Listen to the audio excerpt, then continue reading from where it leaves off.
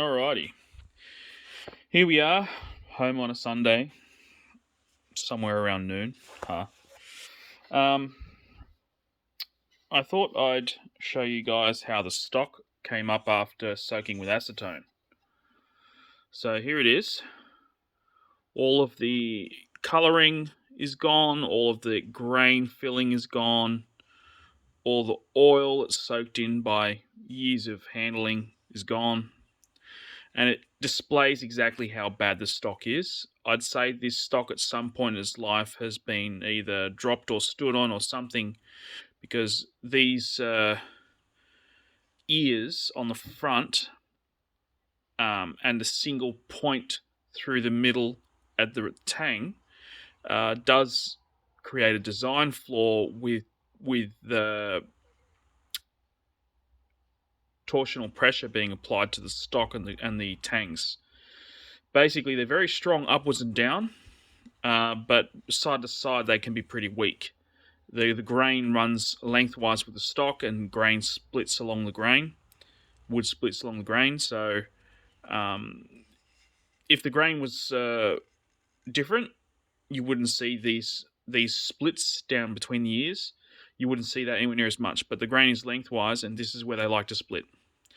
So, the whole idea with this rifle, like I said before, is to take something that was destroyed and not really thinking about being used, and, making it usable again. So I was planning on turning this rifle into a pistol grip wood stock, and I still might do that, but that doesn't mean I can't do something with this stock. This stock will be repaired, I've decided. So I'm going to do a repair on this exterior crack. I'm going to do a repair on the interior split. I'm going to fill in the space between the I'm going to fill in the space between the tang and the stock, because I've noticed, if I just show this to you,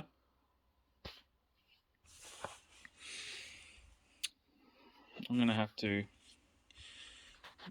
get a little bit creative. There we go, that'll do. Alright, so the gap between the tang and the wood is huge. A lot of your wooden stocks on your Winchesters would not be this big. This one is this big because it is both split, which widens it, and it's been used quite a lot, I'd say, with a loose stock. I haven't taken any material off the tang. The tang is still the correct size.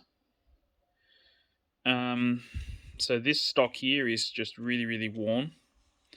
There's two ways I can go about it. I can either completely fill in the entire tang with wood and then cut a new tang gap, or I can make a mixture of araldite and sawdust and fill in the entire stock, and then with the glue, and then apply it to the stock and clamp it, and it should fill in all the gaps and make a very, very tight fit.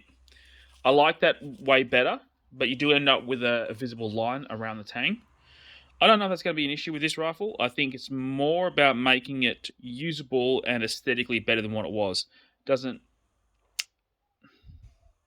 I'm not going to be able to get this stock perfect. So my initial wants for this rifle was to make it as close to perfect as possible. So that means I'm going to have to source another stock to prove my point, that I can make it look good, but I also want to prove another point. So I'm going to consider them both separate objectives. The objective with this stock is to just prove that something that's this far gone can still be used, but I'm also going to prove the other objective of this rifle can be made to look as close to perfect as possible. So that's my plan. And I think I'll be able to do the pistol grip and the straight grip.